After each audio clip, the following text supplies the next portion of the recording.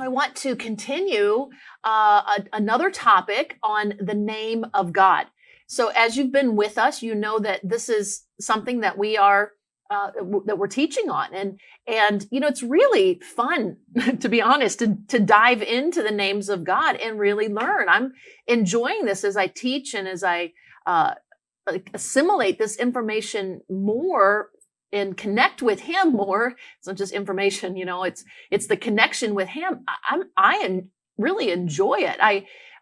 Since being little and being in church and going to Bible school my whole life of ministry, we've talked about the names of God. I've heard about the names of God. I've taught them. I've heard them taught. But we can always go to the next level of understanding. And that's what I feel like God's doing for us, is just giving us even more fresh revelation. And so as we focus on each name of God and understand Him and connect with Him, and that's really what this is all about in the avenue, sort of the foundation of how we're teaching these, is how do we know who God is and connect with Him in that attribute in a very practical, daily, everyday way. So that it's not just theology that's out there. It's not just a broad understanding, which we need, and we need to study and understand like God in the broad sense. But we hope that this teaching and Limitless specifically, you can take these teachings and really apply them to your daily life. I think that's one of our fortes, in Global Impact, in the way we teach, is that it's applicable to everyday life. And that's, again, my hope, my desire is what's happening for you, so that when we don't just read about a story in the Bible and it's like, oh, that's great what God did for Abraham, and that's great what God did for the apostles and what God did for, the different characters and people that the stories are told, and we're like, wow, that's really nice for them. And we hear all these stories and know about it. And yet, how does it apply to our life? And how do we connect with God in the same way that they did in the stories that we read and the accounts of their life that we read in the Bible, right? That's what I think it's all about. It's this journey of our Christian life. And this name of God that we're talking about today is an awesome one, as they all are, of course. But this one is about provision in our life, God providing for us. Every single human being needs provision. We do. We need it from the time that we're conceived in our mother's womb. As we're growing up, there's an emotional need that we have and a physical need that we have, both physical and emotional, to be provided for, to have a safety and a security and provision, that there's not always this sort of like wondering or this slippery slope of where am I going to be provided for my food, or where is my finances or my house, or just consistency of love or emotional support. Like, these things are really inbred and in the very core part of us. Not only physically, of course, do we have to have basic provision of, water and of food and of air and of shelter. Like, those are basic physical needs that we have to have provided for us. Otherwise, we can't live. We can't continue this human life. So we have to have that provision physically. And then beyond that, we need emotional provision, right? We need to know things, like, especially as a child growing up, if we don't have this consistent stability, let's just take love, for example, that we know that we're loved just for being us. There's something that's built within us that's always trying to get love from somewhere, trying to prove to ourselves that we're worthy or we're lovable. Or it's amazing what can happen in our childhood. And when we don't get basic emotional needs provided, then how that affects us in our adult life. I taught a series in an online course called Relationship with Self. And how do we relate to ourselves in a better way? We know that we need to relate to God. We know that we need to relate to others, but we also need to understand, how do we relate to ourselves? And a relationship is how we think and how we feel about ourselves. What do we say to ourselves? What do we feel about ourselves? How do we treat ourselves? It's a huge topic to be much more aware about. And in that teaching on relationship with self, we had one of the modules in there, one of the sessions was about basic emotional needs, basic emotional tanks that we all have. Now, if you know that there's a very famous book out there, it's called The 5 Love Languages, and it's about like the way that we both give and express love. And a concept within there is that we have an emotional tank of love, and it needs to get filled up, right? We all need love. We know that. Like, love is a fuel in our life. It's a currency. It's a fuel. It's something that empowers us. We have to have it. If we have no love, we wither on the inside. Love is crucial. God is love, and love is so crucial. And so then this book goes on and says, how do we express love and how do we give love? And so a concept is that we all have like a tank, like a gas tank, so to speak. And is our love tank getting filled up? Are we getting enough love? And what type of language do we need that fills our love tank, right? And as well as when we want to give love to somebody else, are we speaking the right language? It talks about the language. There's words of affirmation and gifts of acts of service and many different. That's not my topic today, but the point is that there's different ways that we can give love. And so the concept in that is that we have a tank, right? An emotional tank. And where is our love tank? Is it filled up? Is it halfway? Is it way on low? Like, where is it? So I took that same concept of a tank of the emotional need and feeling and experience and substance of love, and also looked at other emotional tanks that we all have. And we all have a need for, like, let's say, for affirmation. We have a need for being understood. We have a need for provision. It's a basic emotional need to be provided for. And that's where I want us to think about today, is that provision is not just about money. It's not just about something physically, because we often think, when we think the name Jehovah Jireh, what do we think? God, our provider, and he will provide us with finance. And thank God, yes, that is true. That is true. And that's part of the definition. But he is provider beyond just finance, beyond just physical. There's emotional, there's spiritual. He is the source of all. Wow. So he is Jehovah Jireh, provider for whatever need we have. And not only needs, that moves over into wants. The things that we desire, what he's placed into our heart. And if we go to him as source, he is the source, and we draw on him and we connect with him, that's where we find abundance, because he is complete abundance and he is the source. He is Jehovah Jireh, provider, so that we can then create and live and progress and grow from that abundance, from that connection on the inside. I'll speak to that a bit more as we go. But let me just say again and review that we all have a basic emotional need for provision, to be provided for emotionally, to know that we're provided for. And I think some of that can even move over into our faith, right? Because faith is a spiritual aspect of believing God for provision. And if we know and we have that faith, we know that our God is Alpha and Omega. He is the beginning and the end. He is the source. He is all. And our faith is in him. Wow. The provision can flow in our lives in every single capacity: spirit, soul, and body, physical, emotional, and spiritual. In the spiritual aspect, we call that faith in God. But he's the provider of all, even emotional needs that we have. So it's very important. It's very important. And one of the things that I'm going to give us to do, and one of the things that we can practice and put in a daily basis, is when we feel an emotional need come up, and we all have them, and they're not only legitimate, that's part of who we are. It's how we're created. We have emotional needs, like a tank that needs to be filled up. And we don't always want to look our first source to other people to fill it. That's where we can get disappointed. And you know what? The truth is, eventually it will disappoint us if that's our only source, is somebody external filling an emotional tank. So what we want to do is we want to kind of flip that. And we first want to say, am I getting what I need from God emotionally? Am I getting what I need from him? Am I connecting to him, the source, first and foremost? Second, am I connecting with myself and giving myself what I need? If you need more love, are you giving yourself love? It's a good question to ask yourself, because you might be complaining about what, other people aren't giving you, but are you giving it to you? And are you connecting with God?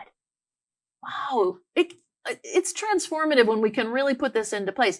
Now, by me saying that, I don't mean that we shouldn't give each other love and we shouldn't fill each other's love tanks and, you know what I mean, and emotional tanks and affirm one another. We should. But what I'm saying is, in the posture of our heart and in the progression of filling, in this case, what we're talking about today, first and foremost, is Jehovah Jireh, provider. Connecting with him and letting him fill that area. So not just in the financial. Oh God, I thank you that you are Jehovah Jireh and you'll provide my needs in this financial need that I have. Okay, pray that way. Do that. But also pray and say, wow, I'm feeling right now, God, I'm feeling a lot of lack. I'm feeling fear. I'm feeling like I just need some security. Connect with him as provider to fill you with emotional security, emotional love, emotional comfort, emotional peace. A deep breath in. Connect. Think about him, Jehovah Jireh, provider. Oh, you are my provider. You are my source.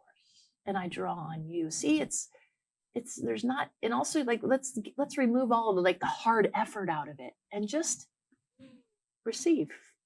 And what I love about this and this sort of understanding and technique is something we can do all throughout the day. And it could just be a few seconds. It could be a few minutes. It could be in your, your quiet time and your prayer time, and you're taking more time to really connect. Maybe you're doing it through you're reading the word of God and you're connecting in that way. Maybe you're listening to somebody or listening to stories and testimonies and you're doing it like you're in a real time of study and meditating on the word, chewing on it.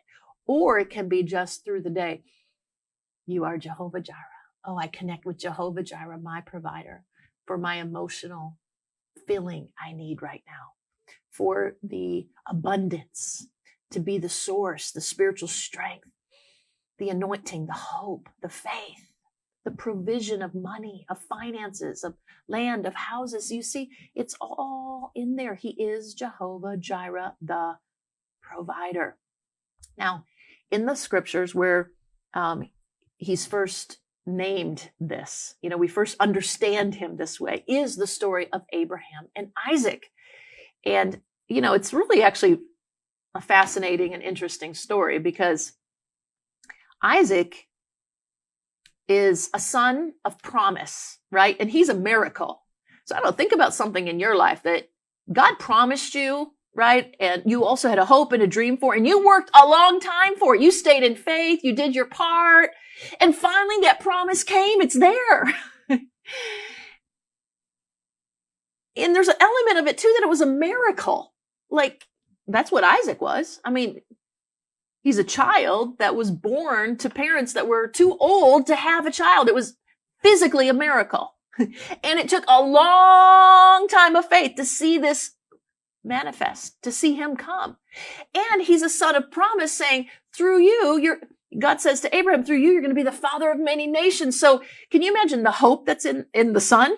The inheritance that's there, the wow, I've lived my whole life and this is what I've put everything into this guy, because this guy is the one that's going to take it further. And he's the promise. I mean, there's so much to Isaac and what he represents. And we can all connect with the representation of Isaac in some area of our life. Maybe it's not an actual child, but it could be, a ministry. It could be a business. It could be a dream in the heart. It could be so many different things, like an Isaac to us. So just, I want you to imagine this is who we're talking about. And God comes to Abraham and he says to him, take your son, your only son, Isaac, whom you love. So he acknowledges how much he loves. I mean, this is somebody he loves, right? This is close to his heart. And take him up and offer him there as a burnt offering. What? Even that's a bit what, God? I mean, and this is one of my points right now. What do we do when God doesn't make sense? Like, because if we read this, if we read it from our perspective of our day and culture as well, like, there's a lot in here that's just like kind of blows your mind and says, this doesn't really make sense, right? God's not making sense here. To our human brain, to our human understanding, to our human experience and journey, God is not making sense. Come on. Even God is the one that said, Isaac is the promise. Isaac is the one that holds the future. And then God comes and says, sacrifice him. Like the two just creep. They don't merge, right? Like it just blows your brain to say, these are two opposing principles, perspectives, and they do not match at all. God, anybody ever been there? Something's going on in your life and it completely doesn't make sense. Oh, I mean, I'm sure all of us, I have, and places in my life, even, I'm in the middle of it. Like I can look back at experiences that I've been through and I can say, oh yeah. And I've come through it and out of it. And like at that time, it did not make any sense. God didn't make sense what he was saying or doing. But then when I journeyed through afterward, when I journeyed all the way through, then it made sense looking back. I've got some places in my life right now. I'm probably right there. I'm like, God, this does not make sense. I do not understand. Right? So in different parts of our life, we can be in these different areas, but this is what's going on here with Abraham with Abraham at this case. And so anyways, it says Abraham got up early. And I heard somebody else say, another preacher say, got up real early before Sarah, because if Sarah had known what was going on, she would have like stopped the whole thing. So he was up and out of the house early. Like me this morning in the dark. I was driving to get here to do Limitless live. Okay. Anyway, just side note. And, cause I can relate, really early in the morning. And so anyways, he goes up there. And then this is interesting too, because, Isaac says to him, Dad, Father. And he says, here I am, my son. Look, we've got fire and we've got wood, but where's the lamb for the offering? And Abraham says, my son, God will provide. Abraham had a faith here that even when I say that right now, I just feel like this presence of God go through me. Abraham, in the New Testament, actually, it says that Abraham believed and knew that even if Isaac died, God would raise him from the dead. I've got tears in my eyes right now. I mean, the faith there is incredible. And the New Testament gives us more insight. Why? Because why he could be like this. But he said, God will provide. Even if you notice, it says that he told his helper, he said, just stay here with the donkey. We're gonna go up. The lad and I are gonna go up, and we're both gonna come down. Abraham had this faith. I think he had no idea. He didn't understand it. I would have to think, like, we can't exactly know what was going on in his mind other than what was written here. But he's obeying God and saying, God shall provide. Because he goes and he actually puts him on the altar and is getting ready to put him as a burnt sacrifice. Now, again, reason this doesn't make sense too is because God also said, don't kill. And of course, in our day and age, right? Like this is just not, it's not something we do in the Old Testament times or New Testament times. And yet Abraham was doing something that didn't make sense, following God's direct command, God's leading and guiding, willing to sacrifice, and went right to that point where the angel stopped him. And again, we know from the New Testament, from Hebrews 11, 17 to 19, that it says that even if Isaac had died, Abraham knew that he would be raised from the dead. And that was the level of faith that Abraham had. Oh, amazing. I feel like, God, I thank you for that. Fill us with that kind of faith, that kind of understanding. Abraham also knew God, right? Like he knew him. He knew him. He knew him. He knew him as provider. He knew in his heart, wow, you know what? He knew him as provider in his heart. And then the experience of it manifested. He knew it. He connected with him even before he saw the end result. And Abraham in verse 14 then says this after the angel comes and stops him. He says, and Abraham called the name of that place, the Lord will provide. That is Jehovah Jireh. The Lord will provide. The Lord will provide. I speak that into your heart, into your emotions, into your life right now. Every part of you, the Lord will provide. No matter what stage you're in, you might be in the stage of, this totally doesn't make sense, but I'm just going to obey God.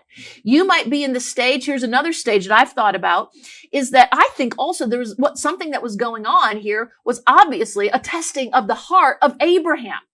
And which one would he go with? If there was a choice between the blessor, the one blessing, and the blessing, which one would he choose? Which one did he love more?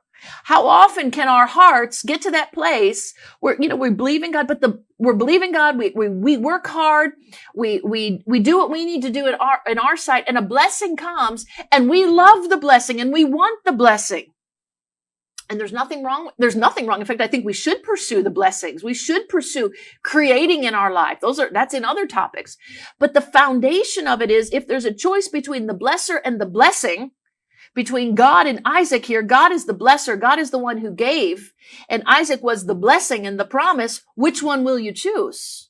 Oh, those choices are the tough ones, right? Because it's a real sifting and dividing of our heart, soul, emotions, and mind. What will we choose?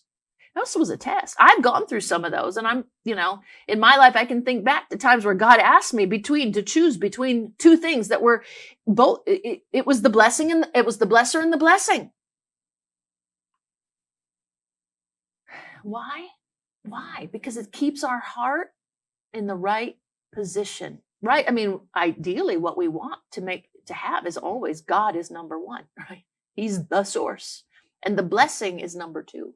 If we get it switched where the blessing becomes the greater pursuit, the greater love in our life, we can love the blessing. Come on, let's love the blessing. Let's go after the blessing. Let's believe for the blessing. But don't let the love of the blessing surpass the love of the blessor, the one who gives, the source. And we've got to just sift that, ask ourselves the question, just keep our heart in track. Sometimes our heart does move over somewhere, or our emotions, and there's times we don't even know it, and we sometimes just gently have to pull it back. It's just through awareness. Other times it's a bit more of a sorting of something deep. But I think a lot of times it's just more keeping it right, testing, looking, asking ourselves, why? Why? Too. I believe and believe that this is what's in the scripture, and many people believe that God wants to bless us. He wants to give us the influence and the promotion and the finances and the money and the relationships and all of it, the blessing, everything that we would put in the category of blessing. But he never wants the blessing to overtake our heart beyond him. The blessing should be in our hands. Should be out here, but he's in our heart. The blessing in our hands, but he's in our heart. We don't want the stuff, the blessing, the influence, the power, even the emotion, the relationship, the wealth, the money, the pursuit to be greater than the love and the pursuit of heaven and God in our life. You see, we can have both. It's just, where is it positioned? What's the posture of our heart? So, provision comes through the source. He is provider. He's provider. He is Jehovah Jireh. And I want to encourage you too, because I felt like God was encouraging my heart in this way, and I feel this for you as you watch and listen. I believe that you have made sacrifices. That you have walked the path, that you've done those things, and God, the stay in that position of faith. God shall provide. God shall provide. We don't sacrifice to earn the provision. It's not an earning. I have to do this, and then God will provide. I have to. It's not an earning, because that's just not how God does it. But I feel like it's more like a pathway. It's like a door in.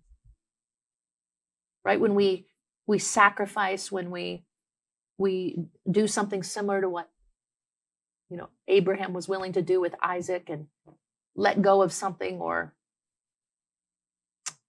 just at least adjust it within our heart. It's like the path, it's the journey, it's the path into God's provision.